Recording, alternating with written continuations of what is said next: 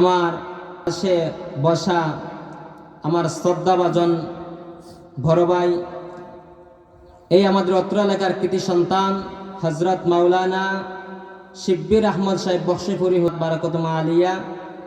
আমার বাম পাশে বসা হজরত মাওলানা সৈয়দ আব্দুল গফুর সাহেব সৈয়দপুরি হুজুর দামাত বারাকাতুমা আলিয়া।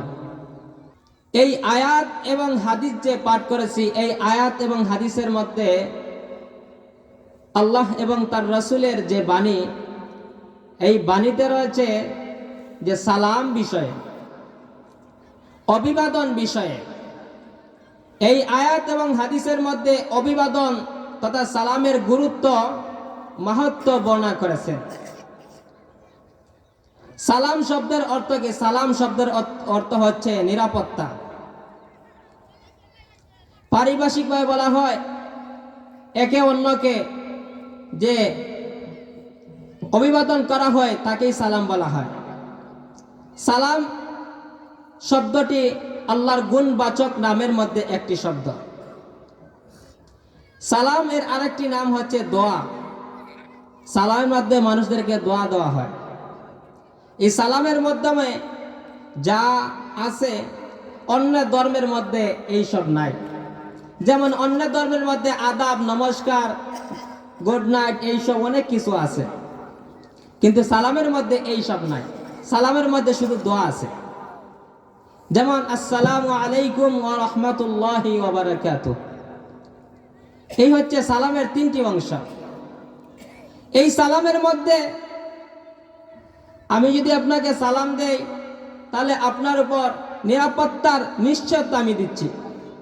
যেমন আসসালামু আলাইকুম, শান্তি বর্ষিত হোক আপনার উপর, ওয়া রাহমাতুল্লাহ, আপনার উপর রহমত বর্ষিত হোক, ওয়া বারাকাতুহু, আল্লাহ বরকত দান করুক, এইসব আপনাকে আমি দিচ্ছি। কিন্তু অন্য ধর্মের মধ্যে এইসব নাই। এই সালামের সূচনা কখন থেকে আসলো অবশ্যই আমাদের জানা দরকার।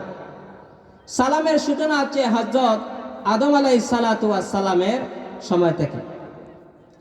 যখন আল্লাহ রাব্বুল আলামিন হযরত আদম আলাইহিস সালাতু ওয়াস সালামকে সৃষ্টি করার পর আল্লাহ যখন বললেন, আদম, এই যে ফেরেশতার দল আছে ওইখানে গিয়ে যাও, তাদেরকে গিয়ে সালাম করো।